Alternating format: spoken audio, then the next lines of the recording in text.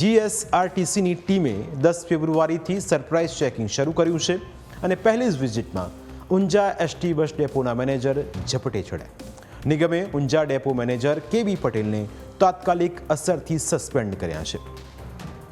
અત્યાર સુધીના ઇતિહાસમાં આ પ્રકારની કાર્યવાહી પહેલી વખત થઈ છે। કેબી પટેલને સસ્પેન્ડ કર્યા હોવાનો આ સત્તાવાર ઓર્ડર છે। સસ્પેન્શન દરમિયાન હવે તેમને અડધો પગાર જ ચૂકવવામાં આવશે।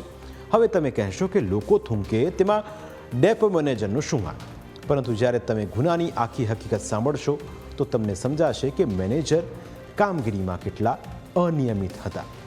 ઓર્ડરમાં લખેલી ગુનાની વિગત પ્રમાણે કસ્ટમર સેલ અમદાવાદ અને મુખ્ય કામદાર અધિકારી અમદાવાદ દ્વારા ઊંઝા ડેપોની ઓચિંતી મુલાકાત લેવામાં આવી। આ મુલાકાત દરમિયાન બસ સ્ટેન્ડના ટોયલેટ અને બાથરૂમની હાલત ખૂબ જ ખરાબ હતી। પુરુષ ટોયલેટમાં ખૂબ જ ગંદકી હતી। પાણીની પિચકારીઓથી આખું ટોયલેટ રંગાયેલું હતું, જ્યારે દિવ્યાંગ ટોયલેટમાં તો પાણીના નળના કનેક્શન જ ન હતા। એટલું જ નહીં, મહિલા ટોયલેટમાં દરવાજાના અંદરના ભાગે સ્ટોપર જ નહોતી અને ગંદકી પણ પુષ્કળ પ્રમાણમાં હતી। ટૂંકમાં કોઈ પણ પ્રકારની સાફ સફાઈ કરવામાં આવેલી ન હતી અને એટલે જ ડેપો મેનેજરને સસ્પેન્ડ કરવાની કાર્યવાહી કરવામાં આવી છે।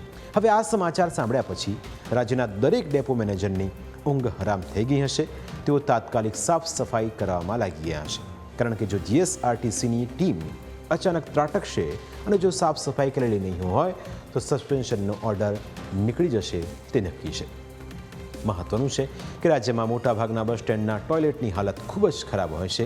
ફક્ત બસ સ્ટેન્ડના ટોયલેટ જ નહીં, બસ સ્ટેન્ડમાં પણ લોકો પાનની પિચકારીઓ મારીને ગંદકી ફેલાવે છે અને તેના કારણે સરકારે જે પ્રમાણેની સુવિધા આપવાનું નક્કી કરેલું છે તેનો ઉદ્દેશ સાર્થક થતો નથી।